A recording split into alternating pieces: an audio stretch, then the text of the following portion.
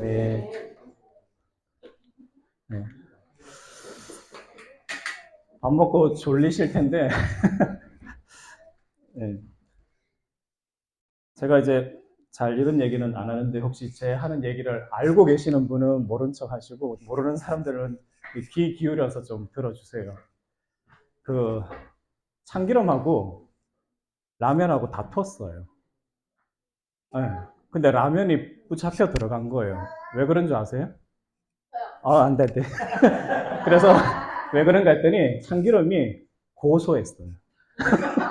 고소를 해서 표정이 안 좋은데. 근데 좀 지나니까 참기름도 붙잡혀 들어갔어요. 왜 그런지 아세요? 라면이 다 불었어요. 아, 근데 아무 잘못도 없는 옆에 김밥이 같이 붙잡혀 들어간 거예요. 왜 그런지 아세요? 말려 들어갔어요. 썰렁한데. 친구들이 잡혀가니까 이제 아이스크림이 면회를 가려고 이렇게 가다가 교통사고 난 거예요. 왜 교통사고 난지 아세요? 차가 와서. 차가 와서. 그런데 봤더니 이 모든 게 다 소금이 한 짓이에요. 다 짠 거예요. 죄송합니다. 행복하고 이제 건강한 삶을 살기 위해서 유머가 필요한데요. 네. 넘어갑니까? 안 넘어가요? 좀 넘겨주세요. 음. 네.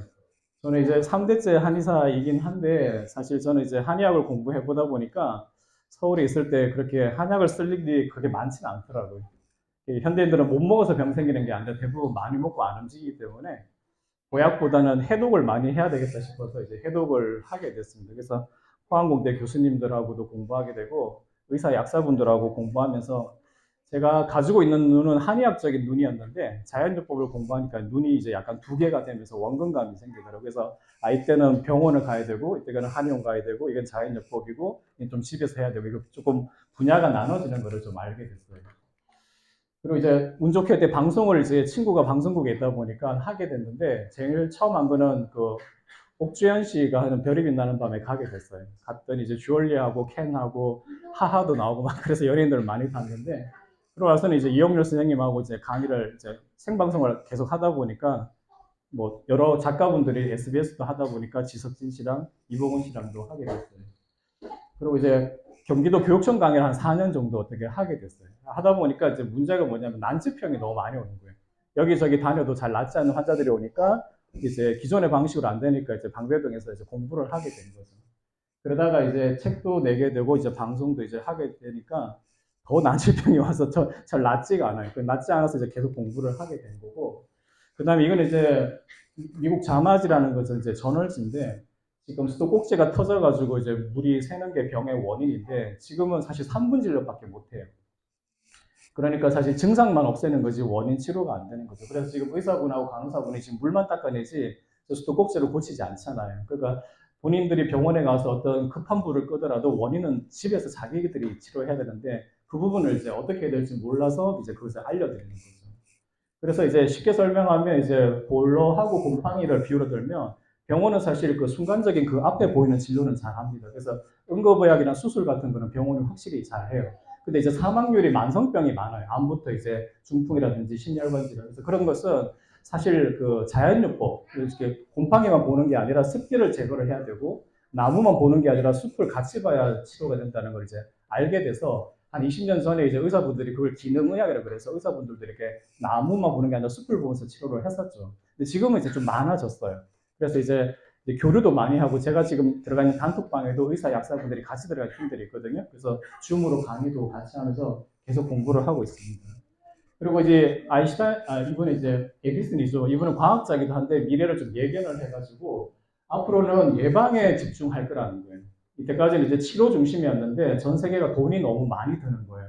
병을 치료하는데 이미 병에 걸려버리면 예를 들어 치매 같은 거 걸려버리면 국가적으로 개인적으로 돈이 너무 많이 드니까 이제 예방으로 가는 시즌인데 마침 제가 이제 당뇨로 예방의학을 하게 됐어요. 그래서 저는 사실 박사학위를 받고 싶은 것도 아니고 제가 이렇게 기공을 했었어요. 그래서 지금은 이제 진단을 할 때 맥도 잡지만 사람 몸이 물로 돼 있거든요. 그래서 이제 손으로 이렇게 수맥 찾듯이 안 좋은 데를 찾아보면 거의 맞더라고요. 그래서 환자들한테 이런 부분도 안 좋고 이런 부분도 안 좋다 그러면 처음에는 시치 밑에다가 계속 얘기해 보면 맞다고 그래요. 그래서 아 이거는 사실 뭐 검사에는 나오지 않지만 현대의학에서는 병을 미리 잡아내는 데는 이런 방법도 있구나 하면서 그 기공학회에서 그 예방의학 그 학회를 가서 이제 박사학위를 많이 받더라고요. 그래서 저도 이제 따라갔다가 이제 시대 트렌드가 예방으로 가니까 저는 이제 생각했었죠. 하나님이 어쩌면 준비시키는 것도 있겠다 이런 생각도 해봤습니다. 그리고 이제 예방을 위해서는 사실 말이 많아야 되는데 그 병원에 가보면 제 친구도 의사들이 많지만 하루에 60명, 50명, 60명 봐야 유지가 돼요. 그러니까 사실 환자를 쳐다보고 할 시간이 없고 그냥 처방전 내리기에 바쁘기 때문에 사실 생활 습관 얘기를 할 시간이 없어요. 근데 제가 봤을 때 교육이 빠지면 치료는 절름발이밖에 되지 않는다는 생각이 들어요. 그래서 미국도 땅덩어리가 워낙 크다 보니까 실험을 여러 가지를 했는데 암 환자들을 이제 줄이기 위해서 한쪽은 신약 개발을 했어요. 동부 쪽은. 서부 쪽은 캠페인을 했죠. 시간이 지나 보니까 신약 개발한 쪽은 암 환자는 계속 늘어났고 이 캠페인한 쪽은 암 환자가 줄어드는 거예요. 그러니까 사실 교육도 치료에 굉장히 중요한 역할을 한다는 걸 알게 됐고 제가 알고 있는 생활습관 교정, 이제 생활습관 의학이라고 지금 나와 있습니다. 이제 그게 앞으로는 필요할 건데 요즘 이제 앱을 개발해가지고 사람들이 생활습관을 이제 스스로 교정하는 것도 나오지만 이제 로봇가 이제 상용화될 때가 곧 오니까 그런 로봇에다 그런 앱에 데이터를 넣으면 이제 로봇가 집안 가사일도 해주면서 사람의 생활 습관도 아마 관리해주는 날이 조만간 올 것 같습니다. 그리고 이제 병을 치료할 때는 약만으로 나오면 참 좋겠는데 사실 심리적인 거라든지 그다음 화학적인 방법, 물리적인 방법이 다 조금씩 합해져야지 이 치료가 되거든요. 그래서 목사님이 늘 뭔가를 볼 때는 통합적으로 보라고 하는데 의학도 사실 통합적으로 보지 않으면 원인 치료가 어려운 그런 시절이 왔다고 생각합니다. 그래서 대부분에서는 케미컬 치료, 뭐 영양제라든지 약을 많이 쓰기는 하는데 하지만 어떤 심리적인 부분이 계속 안 좋으면 약이 듣지 않거든요. 예를 들어서 제가 시험 치는 날, 그 대학교 수능 학력고사 하시던데 전날 막 밥맛이 없어요.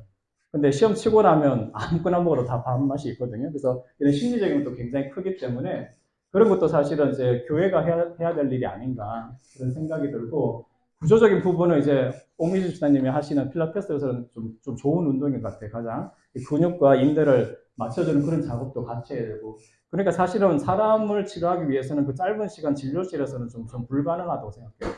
뭔가 센터가 있어가지고 이 사람을 먹는 것부터 해가지고 마음하고 자세하고 결국 약까지도 이렇게 통합적으로 해야지 나을 수밖에 없는데 그렇게 하는 곳은 많지는 않아요, 사실. 그렇기 때문에 이것도 하나의 틈새 공략이 되지 않을까 싶은 생각이 듭니다. 그리고 제주도가 참 좋은 이유 중에 하나는 우리가 심장에서 혈액이 전신으로 갔다가 이제 탁한 피가 돌아오죠. 갈 때는 맑은 피 갔다가 탁한 피가 돌아올 때 피를 맑게 하는 게 이제 폐에서 맑은 공기를 마셔서 한번 피가 맑아져요.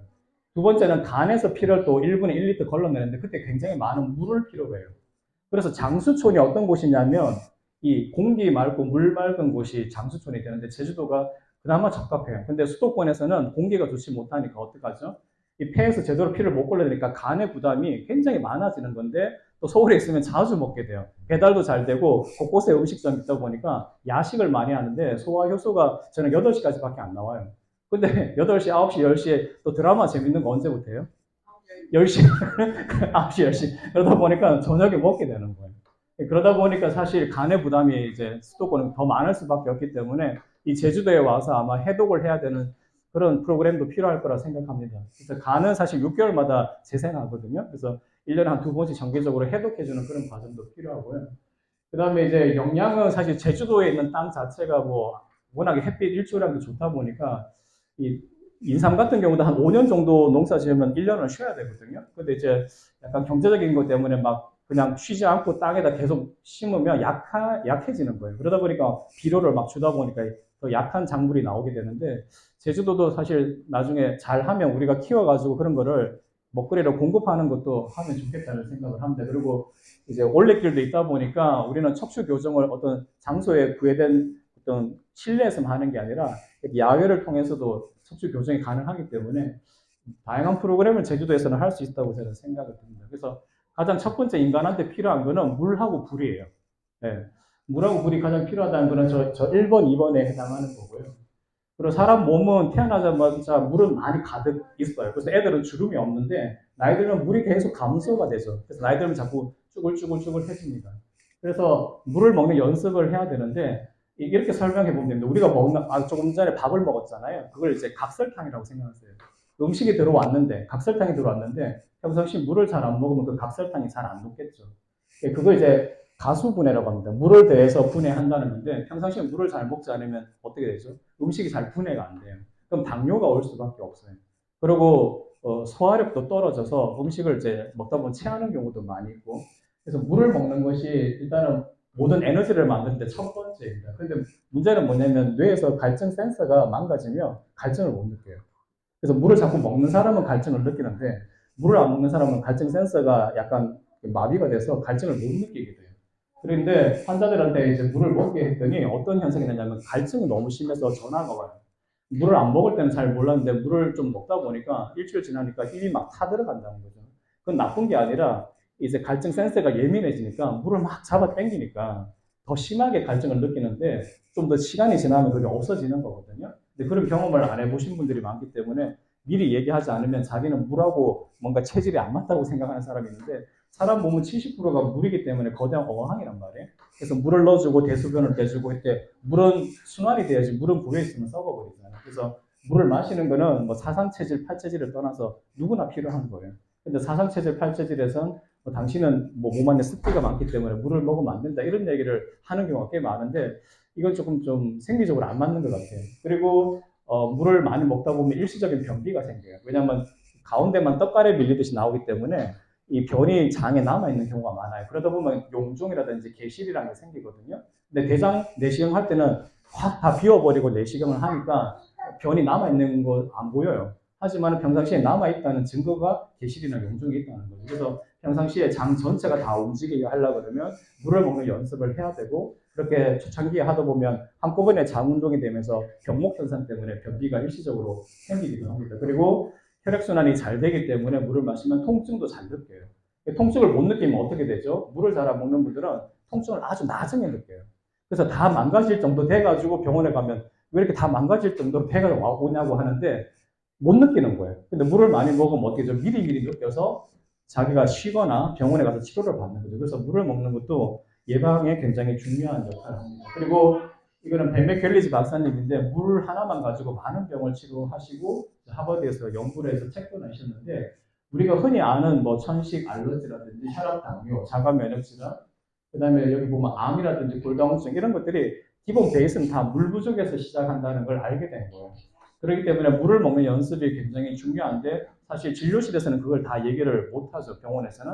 그래서 그나마 이제 기능의학 하는 의사 선생님이나 자연요법 하는 한의원에서는 이제 물 얘기부터 시작하는 게 기본이죠. 이유는 뭐냐면 사람 몸이 70%가 물이라 그랬잖아요. 그러면 이런 웅덩이가 있다고 한번 생각해 보세요. 그 웅덩이에 물이 가득 있으면 제가 돌을 던졌을 때 풍덩하고 물결이 일어나요.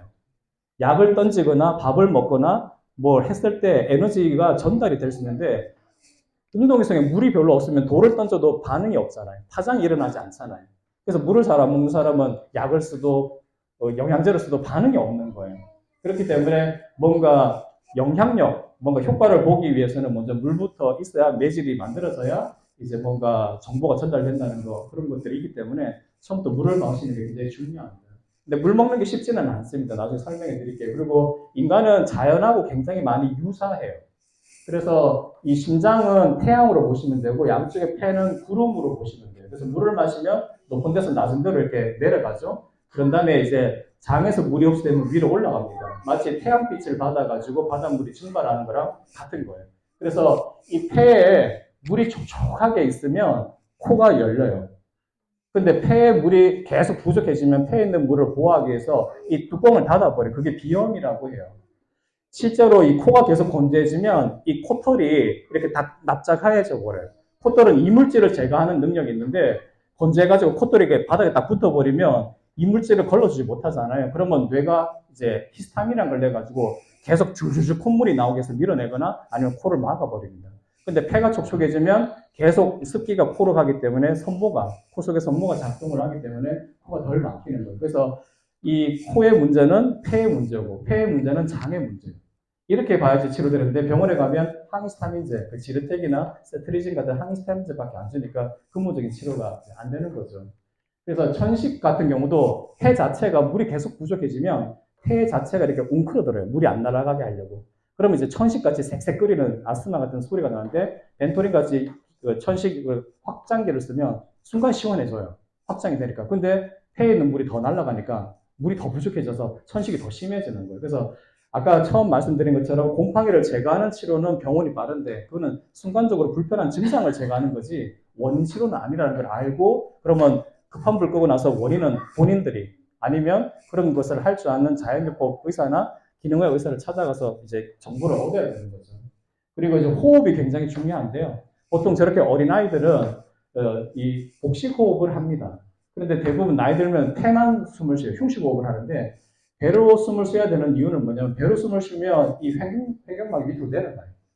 그래서 폐 밑에까지 숨이 들어가고 또 요 복부에 이제 임파 같은 경우가 있어서 장을 짜주고 임파를 짜주는 역할을 하기 때문에 해독에도 굉장히 중요한 역할을 하는데 나이 드신 분들은 의식을 해야 돼요. 저절로 안 되기 때문에. 그래서 뭐 누워서 배에다 따뜻한 핫팩이나 돌멩이 같은 거 올려놓고 올렸다 내렸다 그렇게 훈련하시는 분도 있는데 약간은 이 호흡이라는 게 어떻게 보면 음식보다 더 많이 중요해요. 우리가 숯불갈비 먹을 때 이 불구멍에 알루미늄 호일로 막으면 불이 어떻게 돼요? 좀 약해지죠. 근데 그걸 빼버리면 이제 공기가 들어가면서 화력이 세지잖아요. 고기가 막 타잖아요. 그래서 이 호흡이 사실은 에너지를 만드는데 정말 많은 역할을 해요. 그래서 많이 먹기보다는 호흡을 길게 해야지 적게 먹어도 이제 더 에너지를 많이 낼 수가 있습니다. 그리고 사람은 병원에 가서 링거 맞잖아요. 링거 맞으면 다 0.9% 소금물, 물론 단백질도 맞지만은 염화나트륨 주사를 맞습니다. 그래서 우리 몸은 사실 맹물이 아니에요. 0.9% 소금물이기 때문에 우리가 물을 마실 때 그냥 맹물만 자꾸 마시면 0.9% 소금물이 안 돼요. 그러면 세포하고 세포 사이에 간질액이라 하는데 그게 0.9%가 안 되면 물질 대사가 잘 이루어지잖아요. 이렇게 보시면 돼요. 이렇게 혈관이 있죠. 혈관이 고속도로라고 생각하세요. 혈관이 고속도로인데 이 안에 좋은 물질을 가지고 있어요. 그 택배를 배달해야 돼요.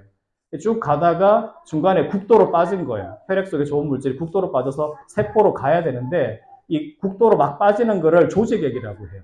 그 조직액에 이제 혈액 속에 있는 혈장이 빠져나가서 세포에 막 좋은 걸 공급해요. 택배 배달해요. 그 다음에 다시 끄집고 노폐물을 끄집고 와요. 그래서 작은 거는 다시 혈액으로 들어가는데 큰 거 있죠. 소파라든지 침대 같은 거. 그 혈액으로 못 들어가요. 그럼 어디로 가죠? 임파라는 데 들어가요. 임파가 하수구예요. 그래서 임파도 모이는 데가 있어요. 이렇게 큰 소파만 큰 쓰레기만 모으는 장소가 있죠. 그게 림프절이라는 데가 있어요. 그런 것들을 가서 막 잘게 부수고 세균 죽이고 어디로 오냐? 왼쪽 쇄골 밑으로 와요. 그래서 임파의 4분의 3은 왼쪽 쇄골 밑으로 오고 4분의 1은 우측 쇄골 밑으로 와요. 그래서 좌측이 임파 쪽이 훨씬 많이 모이기 때문에 여자분들은 왼쪽 유방암이라든지 왼쪽 겨드랑이에 좀 신경을 많이 쓰셔야 돼요. 그래서 이렇게 해가지고 겨드랑이에 임파가 있거든요. 거기를 자기 나이 수만큼 자주 두들겨주는 게 좋다고 얘기를 하죠. 근데 세게 하면 안 돼요. 혈관은 깊이 들어가요. 근데 이제 림파는 피부 겉으로 오기 때문에 세게 때리면 안 되고 살살 그렇게 하는 게 중요합니다. 그래서 중요한 거는 우리가 물을 마실 때 그냥 물만 마시지 말고 소금을 한 꼬집이나 두 꼬집 넣어서 먹는 연습을 하고 지금 병원에서 싱겁게 먹으라고 하는 거는 정제 소금 때문에 그래요.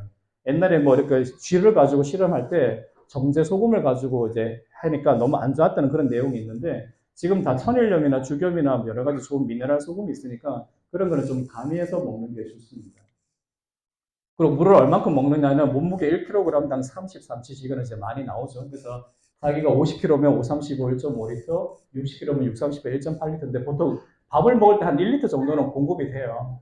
그러다 보니까 하루에 한 1리터나 1.5리터 정도 먹는데 아까 말씀드린 0.9% 소금물이 안 되면 계속 맹물만 먹으면 그 농도를 맞추기 위해서 소면을 계속 보게 돼요.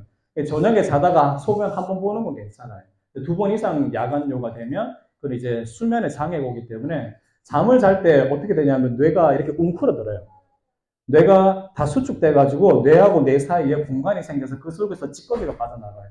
그게 베타 아밀로이드라 그래가지고 그 찌꺼기가 빠져나가는데 그게 못 빠져나가면 치매가 된다고 그래요. 그래서 깊은 잠을 자야 되는데 소변 때문에 자꾸 왔다 갔다 하면 이제 그런 현상이 없어지는 거죠. 그래서 깊은 잠을 자기 위해서라도 이 뇌가 촉촉해야 돼요.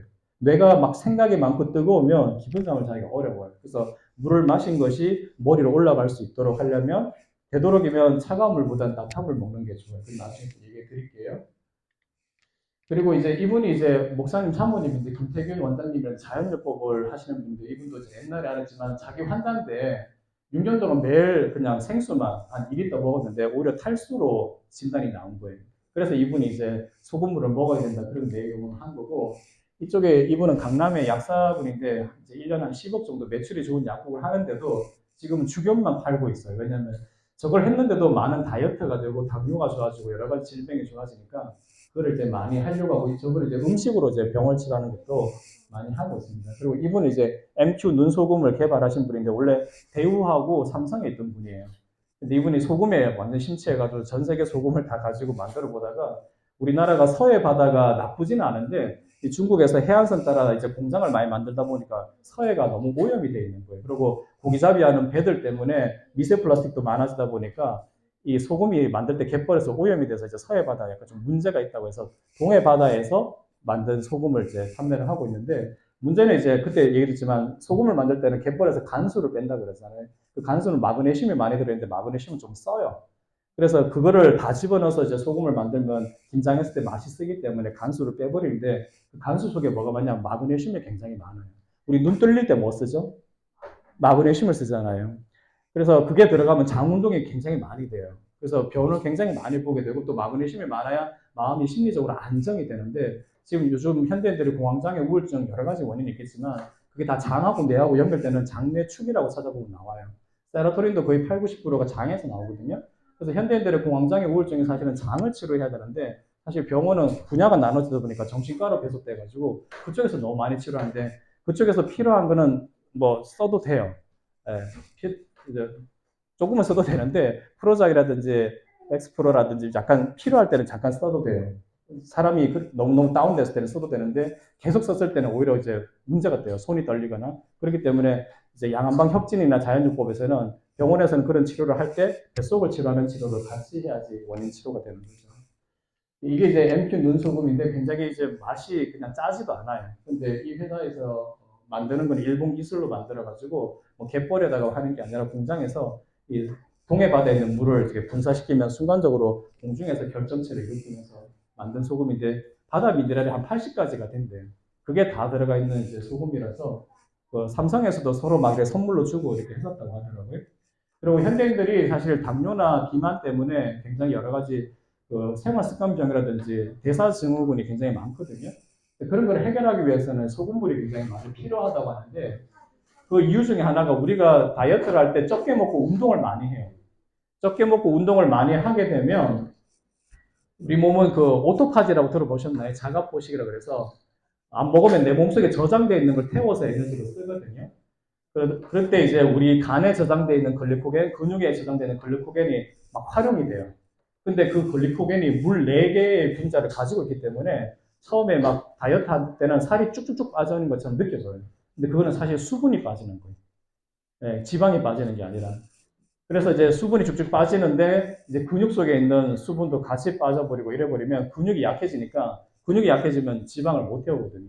그래서 나중에는 아무리 운동해도 살이 안 빠지는 그런 상황이 되기 때문에 이제 적게 먹고 운동을 많이 할 때 소금물을 먹어서 미네랄과 염분이라든지 이런 거를 간직하고 있어야 수분이 안 빠져나가기 때문에 이런 거를 이제 이제는 많이 얘기를 하시더라고요. 그리고 짜게 먹지 마라, 뭐 싱겁게 먹으라 병원에서 많이 얘기하지만 사실은 병원에 가보면 하루 종일 누워있는 환자들은 입맛이 없어요. 근데 그거마저 싱겁게 먹으면 거의 밥을 못 먹거든요. 에너지를 낼 수가 없어요. 근데 안타까운 거는 위장에서 나오는 위산 자체가 HCl이니까 물하고 소금이 합쳐져야 위산이 돼요.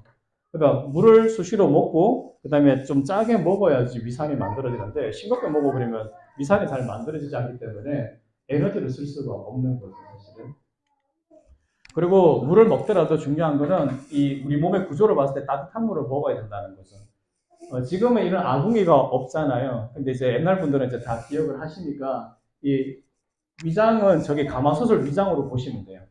그리고 배꼽 밑에 있는 이 아궁이를 단전, 소장으로 보시면 돼. 저게 이제 불이 이제 강해야 된다. 화력이 좋아야지 이 가마솥에 쌀을 넣고 물을 넣었을 때 밥이 되는 거죠. 소화가 잘 되는 거죠. 근데 이제 소장 단전에 있는 그 불의 세기가 태어날 때 뜨겁게 태어났다가 저렇게 어린애 때는 뜨겁게 태어났다가 나이 들면 다 불이 꺼져가는 거예요. 그러다 70, 80, 90 되면 아래에 불이 다 꺼져서 싸늘한 시체가 되는 거죠. 그래서 어린아이들은 소화력이 대부분 다 좋습니다. 잘 먹고요. 나이 들면서 이제 배가 차가워지면서 잠도 이렇게 웅크러들고 소화력도 떨어지는 거죠. 그래서 이제 우스갯소리지만 할아버지하고 손자하고 목욕탕 가는 얘기 아시죠?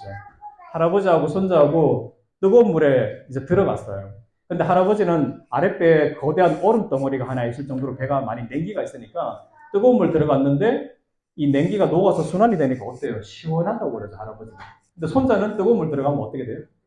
뜨겁다고 느끼잖아요.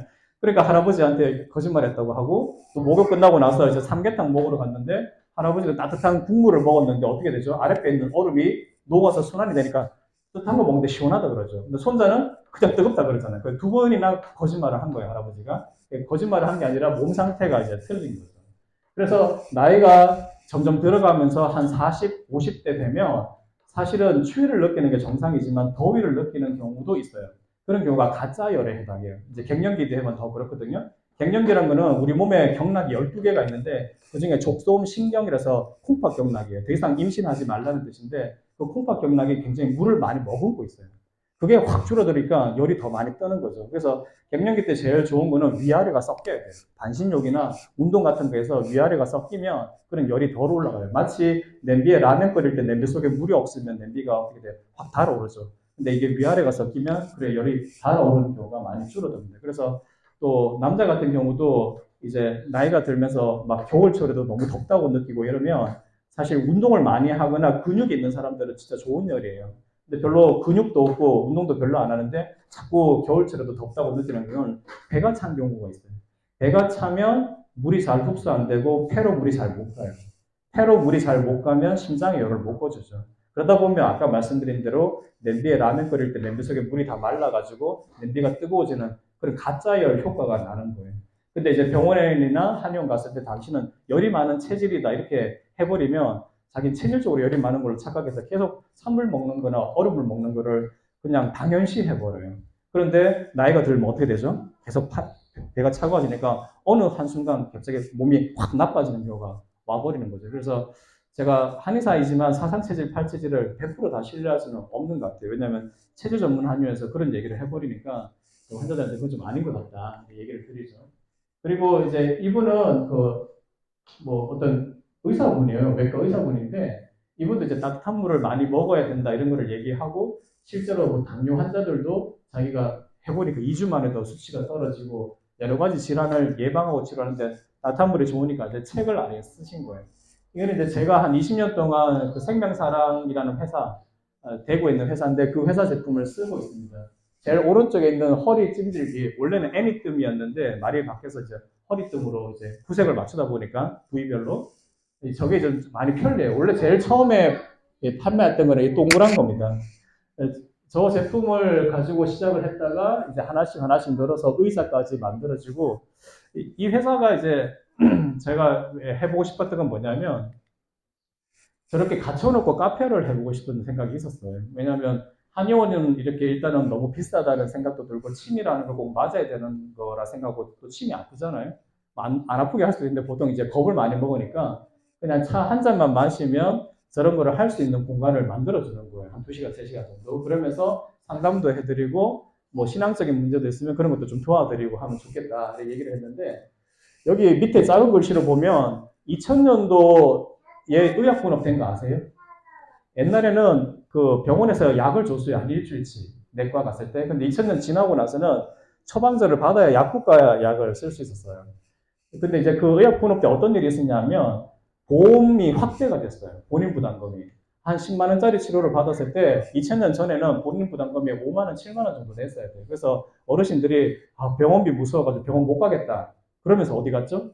기도원 갔어요. 그리고 목사님한테 기도해달라 그랬어요.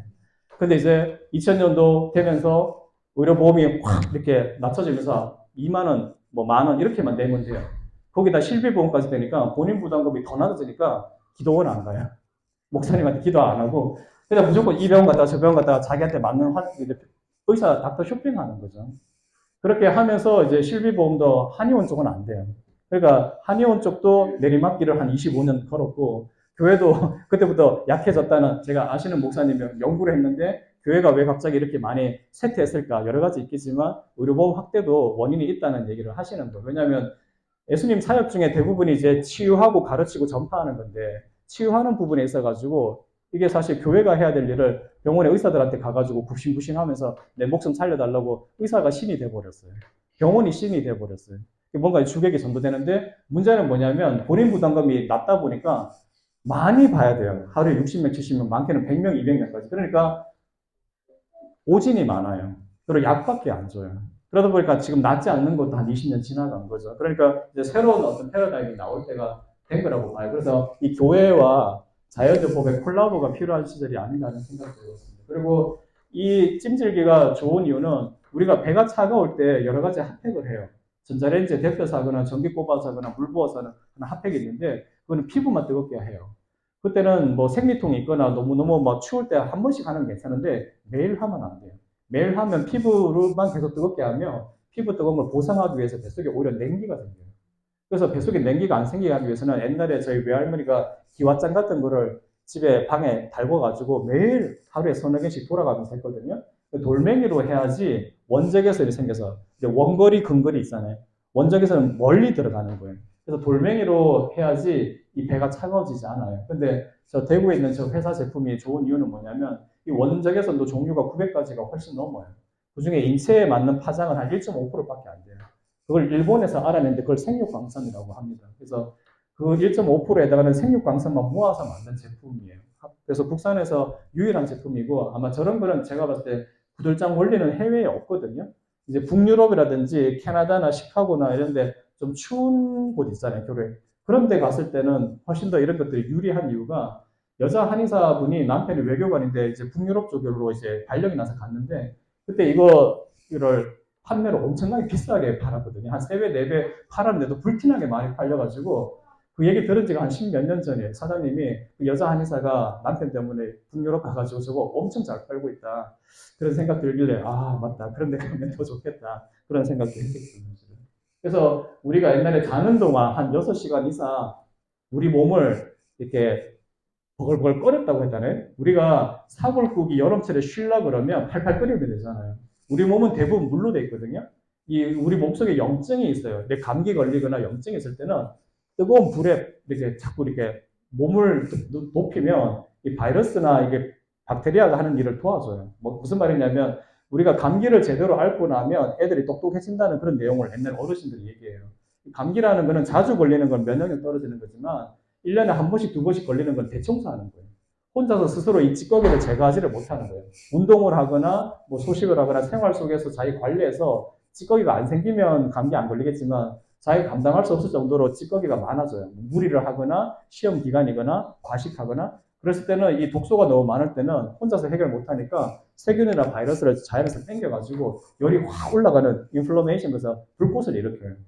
그때 더 도와줘야 돼요. 그래서 어린애들이 감기 걸리면 한 39도 조욕 같은 거 하고 입을 뒤집어 쓰고 있으면 땀이 팍 나거든요. 그때 이제 물, 수분 공급해주고 비타민C 같은 거 먹어주고 이러면 거의 이제 몸이 원하는 그 치료가 끝나는 거예요. 팔팔팔 끓이는데 그다 기름을 부어가 더 빨리 팔팔 끓여가지고 빨리 바이러스의 도움을 받아서 몸에 있는 독소를 다 태우는 게 감기의 마무리거든요. 그런 원리가 지금 없어지고 자꾸 해열제 쓰는 거예요. 헤어져 쓰니까 다시 또 열이 올라가겠죠. 왜? 몸 안에 독소를 태우기 위해서 열을 올린 건데 헤어져 쓰니까 자꾸 떨어지잖아요. 근데 이제 어린애들은 이제 열성 경련이 생길까봐 겁나요, 엄마들이. 그래서 비율을 들자 그러면 종이컵이 있는데 종이컵에 불을 붙이면 다 탈 거 아니에요. 근데 한쪽에는 물을 넣어놓으면 절대 안 타죠. 다시 말해서 수분 공급과 음식만 계속 공급해주면 애들은 열성 경련이 안 돼요. 근데 이제 겁이 나니까 또 애들이 힘들어하니까 37.5도 이상 될 때 잠깐 해열제를 쓰는 거는 좀 용납해야 된다고 제가 보는 거고 그 외에 너무 자주 상습적으로 쓰다 보면 애들은 약해질 수밖에 없어요. 독소가 못 빠져나가요. 그러다 보니까 어디로 나오죠? 아토피로 나오는 거예요. 피부로. 그래서 옛날에는 그 대표적인 그 암이 없었어요. 사실 많지 않았어요. 왜냐하면 막 10명씩 애를 놓고 농사를 아침부터 저녁 때까지 일하는데도 막 버텨냈어요. 어머니들이. 그 이유가 아궁이에 불 떼고 살았고 뜨끈뜨끈한 이 구들장에서 잠을 잤는데 어느 정도 뜨겁냐면 이 할머니 집에 갔을 때 어릴 때 이 장판이 새까맣게 탄 것도 제가 봤어요. 그 정도로 뜨겁게 잠을 자면서 몸을 이겨냈던 거죠. 그래서 이 체온이 안 떨어지게끔 유지를 했던 거예요. 그래서 일본 사람들도 반신욕 많이 하잖아요. 온천에. 그래서 100세 넘은 사람들이 정말 많아요, 일본에는. 근데 100세 넘은데 척추가 이렇게 똑바로 서 있는 사람들도 많이 있어요. 그래서 그 사람들은 소식하는 데다가 온천도 자주 하니까 이 아랫배 불이 안 꺼지는 건데 한국 사람들은 식당에서 옛날에 엽차를 줬어요. 근데 어느 날부터 다 냉장고에 찬물밖에 안 주는 거예요. 그러면서 제가 봤을 때는 어떻게 되죠? 점점점 아랫배가 빨리 차가워지고 가슴은 뜨거워져요. 가슴이 뜨거워지면 화를 못 참아요. 분노 폭발이 해요. 그래서 층간소음 때문에 칼 들고 올라가는 게 이게 지금 한국에서는 제가 봤을 때는 그게 어떤 그 사람의 심리나 교육 수준이 아니라 이 아랫배가 차가움으로 해서 이 자기의 화를 못 참는 그런 걸로 보는 거거든요. 저는. 그래서 그런 것들을 이제 국가적인 정책에 좀 반영했으면 좋겠다는 거. 성경적으로 봤을 때는 물과 불은 정결케 하는 데 있어서 굉장히 중요하다고 봅니다. 물 세례를 주는 거잖아요.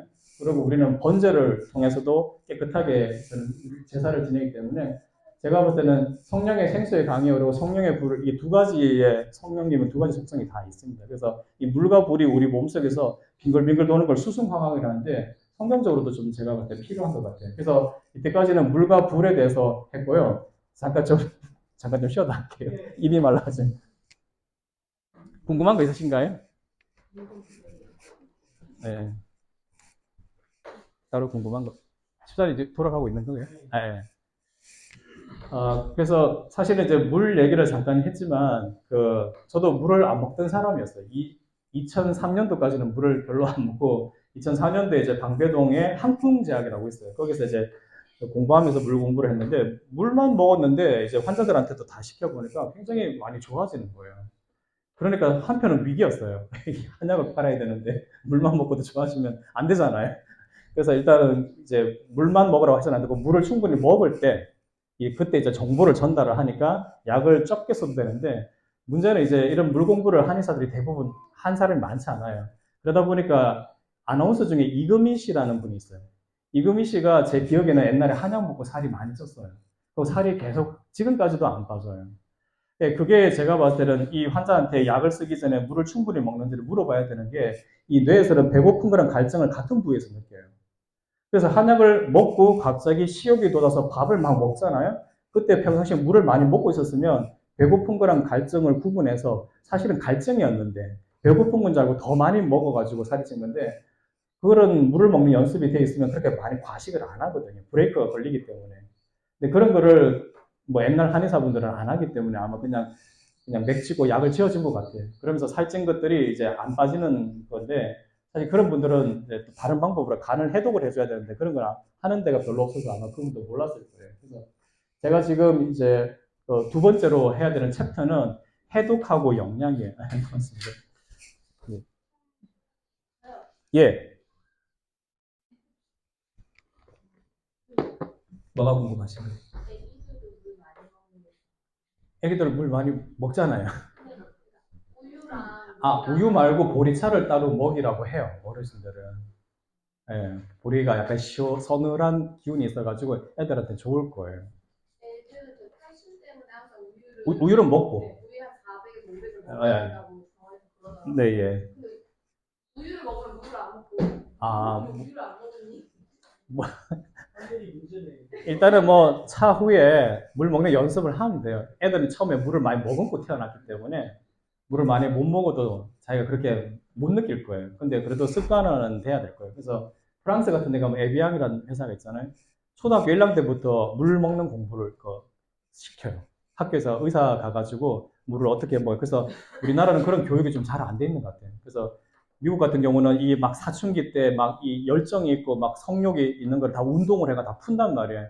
근데 우리나라는 다 학원에 가둬 놔가지고 이 욕정을 못 참아가지고 막 이상한 일도 많이 벌어지고 이 중고등학교 때 운동을 해서 막 미식축구해서 근육 생기고 이러니까 대학교 가가지고 맨날 며칠 공부도 하고 결혼을 하더라도 이제 근육이 있으니까 부인이 해달라, 애들 놀아달라고 다 놀아줄 수 있는데 우리나라는 막 중고등학교, 대학교 취직해가지고도 계속 운동 안 하니까 이제 결혼해가 싸우는 거예요. 몸이 힘드니까 뭐 이거 갖다 버리라 그러면 신경질 내고 애 보라 그러면 신경질 내고 이러다 보니까 이 불협화음이 좀 많이 생기는 것 같아서 우리나라 교육에도 뭔가 좀 변화가 좀 필요하다고 생각해요. 그리고 해동 영양은 목사님이 늘 얘기했지만 이 과거의 상처, 내 몸 안에 이 과거의 상처가 있으면 이 영적인 성장을 못 한다고 얘기를 하시거든요.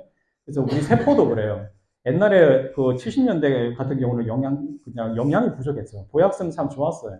근데 이제 88 올림픽 이후로 잘 살면서 먹고 안 움직이는 시절이 되다 보니까 몸 안에 독소가 많아진 거예요. 홈플러스 이마트 생기면서 막 카트 틀고 다니면서 많이 홈플러스에서 많이 가져왔잖아요. 그래서 이제 도배할 때도 기존의 벽지 위에다 도배하면 다 떨어져 버리니까 기존의 벽지를 긁어내고 새로운 벽지를 붙여야 되듯이 지금은 영양을 바로 넣어서는 안 되고 해독이랑 같이 해야 되는 그런 시절이 왔는데 그 해독의 75%가 간이 하는 거예요.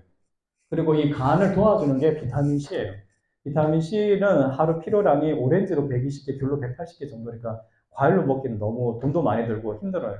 그래서 비타민 C는 고구마, 감자, 옥수수로 만드는 전분이기 때문에 나쁜 건 없어요. 대부분 중국산이 90%고 10%는 영국 거를 쓰죠. 그래서 고려온단 유재석 씨가 선전하는 그 고려온단 비타민 C를 많이 쓰는데 그거를 거기 적혀 있는 건 하루에 하나를 먹으러 돼 있지만은 그런 이제 권장이 아니고 필요량은 하루에 최소 4개에서 6개. 사실 좀 병이 있을 때는 더 많이 먹어주는 그런 역할을 해야 돼요. 왜냐하면 얘가 수용성이라서 4시간 지나면 거의 없어져요. 그래서 식사 때마다 비타민C 먹는 연습을 해주면 간이 굉장히 많이 좋아지고 비타민C가 하는 역할은 세포와 세포를 연결하는 접착제, 콜라겐의 원료 물질이에요. 그래서 안 먹어주면 다 혈관이고 세포가 다 느슨해져 버려요. 느슨해지면 심장이 피를 보내면 나머지는 혈관이 탕탕탕 튕겨줘야 되는데 혈관이 그 역할을 못하면 심장에 부담이 돼서 빠른 시간 내에 심장이 망가져요. 그래서 조금이라도 어릴 때부터 자꾸 비타민C 먹는 연습을 해야 돼요. 비타민C는 다른 짐승은 만들어요. 근데 인간은 한 살 때까지만 만들고 그다음에는 효소가 하나 잘못되면서 파괴되면서 못 만들어요. 왜냐하면 자연에 있는 과일들이 먹으면 충분히 그만큼 충당했거든요. 근데 이제 농사 지으면서 뭔가 자연에 있는 게 아니라 과일도 품종 개량해서 맛있고 달고 이런 것만 자꾸 만들어서 이 필요한 옛날만큼의 그런 영양소가 없는 과일을 자꾸 만들어가지고 그거 먹어가지고는 안 되는 상황이 돼버린 거예요. 그래서 따로 먹는 연습을 꼭 해주셔야 됩니다. 그리고 네. 강황을 먹은 저 같은 경우는 강황을 먹는데 강황을 먹으면 비타민 C를 안 먹어도 된다는데 진짜요? 강황을 어느 정도 먹어야 비타민 C 양인지는 잘 모르겠는데 강황 글쎄요 그거는 뭐 저는 잘 모르겠어요. 비타민 C하고 강황이 같은 거면 모르겠는데 저는 모르겠어요. 강황은 커큐민이 있잖아요. 근데 그게 비타민 C 역할을 하는가요? 그리고 지용성인지 수용성인지 좀 보셔야 돼요. 비타민은 지용성과 수용성이 있는데 보통 그 센트륨 같이 비타민 있잖아요. 사람들이 나 비타민 먹고 있어요 그래요. 근데 그 비타민과 비타민 C는 다른 거예요. 그 강황을 먹으면 비타민 C를 먹어도 괜찮은가요? 저는 비타민 C는 기본으로 먹어야 된다고 보고 강황은 어떤 기능을 개선하는 거라고 봐요. 저는 어떤 암 환자한테도 쓰고 여러 가지로 쓰는데 비타민 C는 원료 물질이거든요. 세포를 만들 때 접착제 역할을 하니까 기본적인 역할인데 강황이 만약에 비타민 C처럼 콜라겐을 만드는 역할을 하는지는 잘 모르겠어요. 그분한테 한번 물어보세요. 비타민 C가 강황이 비타민 C처럼 세포와 세포를 연결하는 접착제, 콜라겐의 원료 물질이 되냐 물어봤을 때 안 된다 그러면 비타민 C 먹어야 되는 거고 그분이 봤을 때는 비타민 C 역할을 한다 그러면 뭐 먹을 필요 없는 거겠죠. 근데 비용을 따져봐야 될 거예요. 광황이 더 싼지 비싼지 그건 잘 모르겠고 근데 이광재 교수님처럼 한 40년 동안 그걸 꾸준히 먹은 사람도 있고 저도 20년간 먹었지만은 강황을 뭐 10년, 20년 꾸준하게 먹었을 때 문제가 있는지 없는지 그것도 한번 보셔야 될 거예요.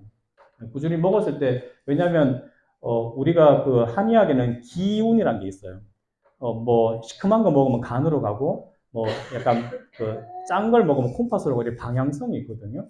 그런데 그래서 어느 한 가지만 이렇게 너무 많이 먹으면 에너지 불균형이 생겨서 그래서 골고루 먹어야 되는 건데 강황이라는 것도 사실은 어느 정도까지 계속 먹어도 되는지 뭐 한 6개월 먹었으면 한 몇 달 쉬었다 먹어야 되는지 이제 그런 것도 좀 그쪽을 제가 공부를 안 해봐서 모르겠지만 그분한테 한번 물어봐야 될 것 같아요. 그리고 이제 이거는 종편에서 나온 거긴 한데 정규 방송에서 나온 게 아니고 간이 하는 역할은 한 500가지 정도가 됩니다. 그 중에서 여러 가지 역할 중에서 혈액을 걸러주는 필터 역할이에요. 우리가 정수기를 사놓고 1년 동안, 2년 동안, 아니면 50년 동안 필터 청소 한 번도 안 하면 물이 더러울 거 아니에요. 그래서 우리 몸의 간도 사실 그런 역할을 하는데 간을 깨끗하게 청소하는 개념이 현대의학이나 한의학에는 없어요. 자연요법에만 있는 거예요. 자연요법에서 캐나다의 훌다르게 클락이라는 여자 박사가 이제 닉슨 대통령 때 암과의 전쟁을 선포해가지고 암을 정복하려고 돌다가 인디안들이 암에 안 걸리고 간 질환이 없다 보니까 저걸 찾아가 보니까 저런 간을 청소하는 방법을 알아서 전 세계에 퍼뜨렸던 방법이거든요. 그래서 이 간을 정기적으로 청소한다는 개념은 사실 자연요법이다 보니까 많이 전파가 안 되고 있어요. 그런데 이제 제가 당뇨로 박사학위 받아서 재밌는 거를 봤는데 간에서 내려오는 저 총담관이라는 게 있어요. 간의 하수구 역할을 하는 거죠. 그 총담관하고 이 췌장에서 나온 췌장관이 만나게 돼 있어요. 그래서 췌장이 나쁘면 당뇨가 생긴다는 건 다 알잖아요. 근데 그럼 췌장이 좋아지려면 이 췌장관에 막힌 게 없어야 되는데 췌장관에 막힌 게 없으려면 간에서 내려오는 총담관에 찌꺼기가 없어야 돼요. 근데 저기에 찌꺼기가 거의 대부분 다 끼어져 있는 거예요. 현대인들이 저 총담관에 찌꺼기가 많기 때문에 쓸개, 담낭 때리는 사람도 굉장히 많아요. 그래서 담낭을 떼내려고 그러면 저 앞쪽에 있는 큰 관이 막혀야 담낭을 떼내는 거거든요. 근데 담낭을 떼내도 계속 아프다고 그러고 계속 소화가 안 된다고 하는 사람 많아요. 왜? 앞쪽에 있는 큰 관은 아직 막혀있기 때문에 그런 거예요. 저걸 깨끗하게 해주는 게 이제 ERCP 같은 내시경으로 뚫는 것도 있지만은 그냥 이제 제가 하는 건데 그냥 식물성 기름 같은 거 먹어서 그냥 담즙 홍수로 쏟아내는 거예요. 담즙 폭포로 확 쏟아내는 거예요. 그러면 그냥 거기에 밀려서 나오는 거예요. 우리 몸에는 담즙이라는 게 만들어지거든요, 간에서. 그래서 10배로 농축해서 쓸게 저장해놔요. 소화할 때 쓰려고. 그런데 이제 그런 담즙을 그냥 댐처럼 모아놔서 한꺼번에 쏟아내기 때문에 사실 크게 부작용 없이 이제 간을 청소하는 방법이라서 이런 것이 이제 많이 퍼져 나가야 된다고 보는 게 요즘 암 환자가 너무 많거든요. 근데 이제 자연요법 하는 사람들은 이제 암이 생기는 원인을 간으로 보는 경우도 있습니다. 그래서 대표적인 분이 이제 서재걸 원장님인데 이분은 이제 지금도 방송 활동을 많이 하시더라고요. 옛날에는 이화여대, 고려대, 가천여대 세 군데 의과대학 교수였어요. 그러다 보니까 집안에 가족들 다 의사였고 이분이 이제 이런 얘기를 했습니다. 위암, 폐암, 췌장암, 유방암, 대장암 이제 암이 생긴 위치에 따라 말을 갖다 붙였는데 진정으로 암이 생기는 원인은 저기 보면 간이라고 되어 있어요. 근데 간이 얼마나 나쁜지 병원 검사로는 알 수가 없다. 세 군데 의과대학 교수인데도 이런 얘기를 한 거예요. 그러니까 우리가 간이라는 건 한 70% 80% 망가질 때까지 기계에 잘 안 나오기 때문에 간이 나빠졌다고 진단받기는 굉장히 어려워요. 대표적으로 고지혈증 약이 이제 많이 먹으면 간하고 근육이 망가지거든요. 당뇨도 생기고. 근데 고지혈증 약 먹는 사람한테 6개월마다 간 검사를 하면 계속 괜찮다 그래요. 괜찮은 게 아니라 계속 망가지고 있는 거예요. 70%될 때까지. 60% 망가져도 괜찮고 65% 망가져도 괜찮다고 나오는데 괜찮은 게 아니라 망가지고 있는 거란 거를 알고 계셔야 돼요. 그래서 어제도 저희 그 지인 중에 딸이 이제 우울증 고황장애 약을 먹는데 얘가 시험 기간도 아니고 애들하고 잘 노는데 지금 2년째 먹고 있는데 손이 떨리는 거예요. 수전증. 그래가지고 이 아빠가 너무 놀래가 집사님 놀래가지고 그 애한테 노용동에 있는 그 정신과 병원 가가지고 지금 내 딸이 먹고 있는 약 이것 때문에 혹시 손 떨리는 거 아니냐 그러니까 절대 부작용 없다고 막 잡아 떼더래요. 그래서 이제 핸드폰 꺼내서 이제 녹음을 하기 시작한 거예요. 다시 한번 말해보라고 이 약이 정말 부작용 없냐니까 이제 말을 못 하는 거죠. 양약은 부작용이 없을 수가 없어요. 저도 공부했지만 의사분도 공부하지만 양약은 화학약품 때문에 부작용이 따로 있어요. 그걸 따로 공부해야 돼요. 시험까지 칩니다. 근데 양약을 쓰면서 부작용이 없다는 거, 이게 지금 앞뒤가 안 맞는 얘기. 조금만 공부해도. 그렇기 때문에 병원약을 나쁘게 보는 게 아니라 필요할 땐 써야 돼요. 하지만 그건 급한 불 끄는 거지, 근본적인 불은 본인하고 생활 속에서 같이 해줘야 되는 거죠. 그래서 아까 말씀드렸지만 사람 몸의 70%가 물이기 때문에 거대한 어항인데 어항 속에 물이 더러워져서 여기에 뭉치면 이끼가 뭉치면 폐암이에요. 여기에 이끼가 뭉치면 위암, 여기에 이끼가 뭉치면 대장암 이렇게 보시면 돼요. 그래서 김자욱 권사님이라고 탤런트 있으시잖아요. 그분이 대장암이 걸렸을 때 5년 동안 완치 판정 받았어요. 그렇지만 그때 제가 자연요법 공부할 때인데 저거는 완치가 아니다. 그냥 곰팡이만 닦아낸 거다. 어항 속의 물은 더럽기 때문에 이끼가 대장에 생겼을 뿐이지 딴 데 또 생길 거다 했는데 폐암이 생기면서 65세를 못 넘기고 돌아가셨어요. 그때 이제 병원에서 발표할 때는 대장에 있는 암이 폐로 전이됐다고 하지만 자연요법 하는 의사분들은 전이된 게 아니에요. 생길 수밖에 없었던 거예요. 곰팡이만 닦아내고 습기 제거 안 하면 다른 부분에 또 곰팡이 생기랑 같은 원리인데 아직도 병원에서는 전이됐다고 얘기해요. 안성기 씨가 돌아가신 것도 70대 초반이잖아요, 사실은. 뭔가 표준치료, 항암제, 방사선 수술 그냥 부분만 치료하다 보니까 전체를 놓치는 거예요. 그래서 기능의학이라는 건 뭐냐면 이런 거대한 어항에 물이 더러워져가지고 이 간이라는 물고기가 고장난 거예요. 그러면 간이라는 물고기만 꺼내가지고 병원을 고쳐요. 그런 다음 다시 이 구중물에 집어넣으면서 다 됐다 그래요. 다 된 게 아니라 또 나빠지죠.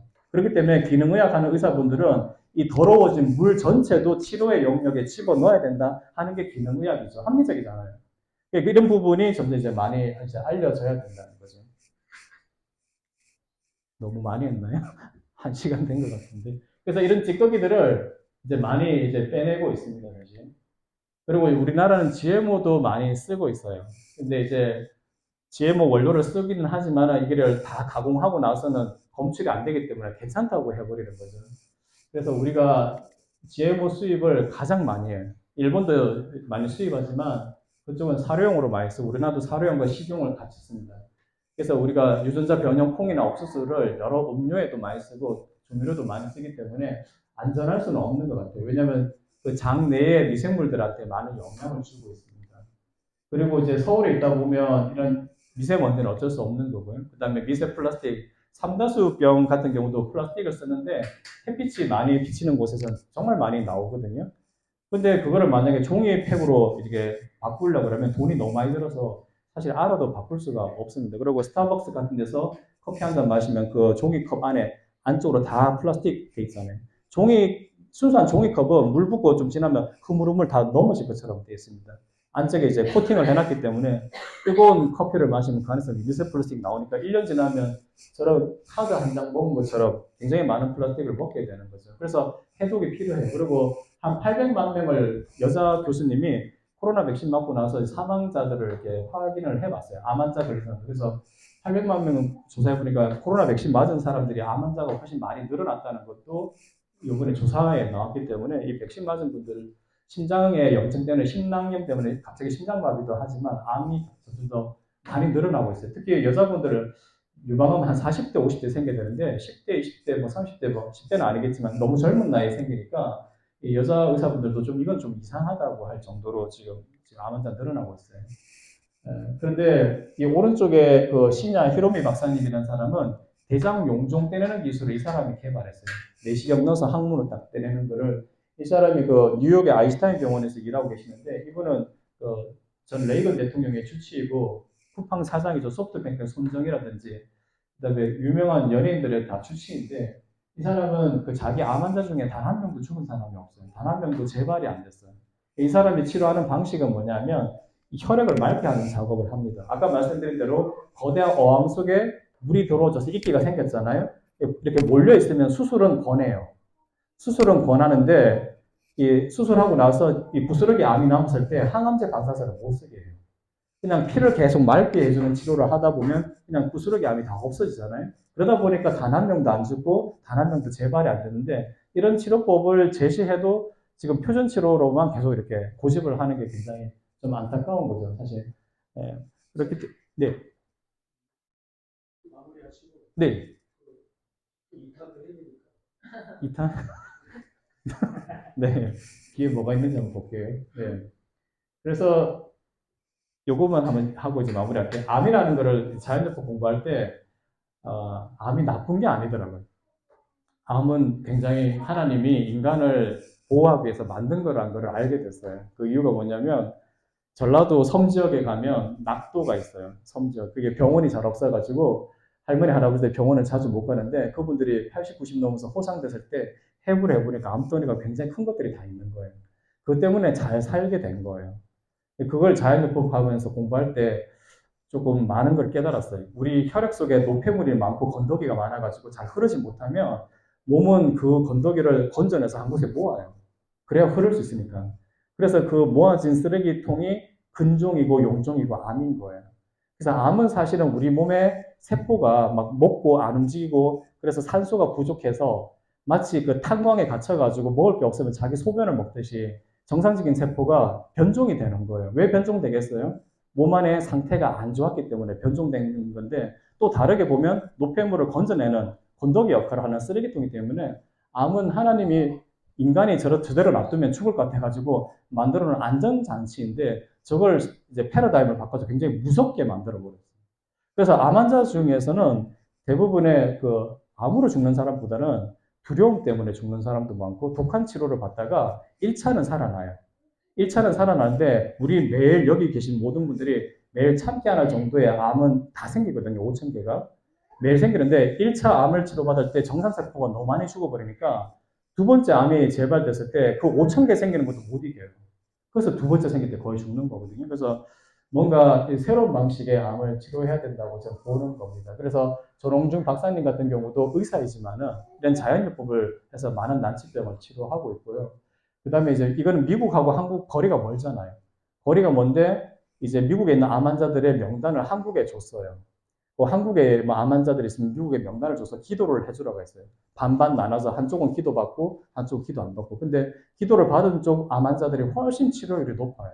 그러니까 이런 것들도 사실 약간 좀 많은 사람들한테 얘기를 해서 안 믿는 사람이라 하더라도 기도를 받았을 때 치료율이 높다는 얘기를 좀 많이 해주는 게 저는 중요하다고 보는 거죠. 그래서 뭔가 카페 형태의 클리닉이나 병원 형태의 클리닉이 또 다른 교회가 될 수도 있다고 보는 거죠. 그래서 여기까지가 이제 물하고 불하고 그다음에 몸 안에 찌꺼기를 해독하고 그다음에 영양을 넣어주는 그런 작업을 이제 하시는 게 좋아요. 그래서 오늘 좀 잠깐 이제 나중에 척추 부분은 나중에 또 할게요. 척추는 또 미주 집사님이 많이 아시는데 척추 부분을 일단은 먼저 나중에 하더라도 지금 일단 먼저 지금 해야 되는 거는 물을 먹을 때 조금 미지근한 물에 따뜻한 물을 먹고 소금을 타서 먹고 시간에는 뭐 반신욕을 하거나 배를 따뜻하게 하고 너무너무 더운 여름철 찜질방 갔을 때 이럴 때 좀 시원한 물 먹어야죠. 왜 체온이 올라가니까 체온을 낮춰야 되니까. 그리고 잠을 잘 때는 조금 시원해야 처음에 잠들기 쉬워요. 그래서 저녁에도 뭐 샤워할 때 마지막은 약간 미지근한 물로 마지막에 샤워를 하고 약간 찬물로 샤워해주면 잠을 잘 때 잠을 잘 들거든요. 그런 어떤 기본적인 팁도 좀 알고 있으면 좋고요. 그 다음에 비타민C는 꼭 먹는 역할을 해야 됩니다. 그래서 해독은 나중에 뭐 또 할 일이 있으시면 같이 모여서 할 수도 있으면 하고 아니면 개인적으로도 할 수 있으면 하면 20살 때까지는 성장할 때 에너지를 70% 쓰지만 20살 넘어가면 해독할 때 에너지를 70% 쓰기 때문에 이 성인들은 사실은 보약보다는 해독을 많이 해주는 작업을 하는 게 훨씬 저는 좋다고 봅니다. 그래서 소식을 하는 게 해독을 많이 도와주는 역할을 하기 때문에 에너지가 많이 생겨요. 그래서 막 밥을 안 먹으면 막 에너지가 떨어질 것 같은데 오히려 에너지가 더 많이 생길 수밖에 없습니다.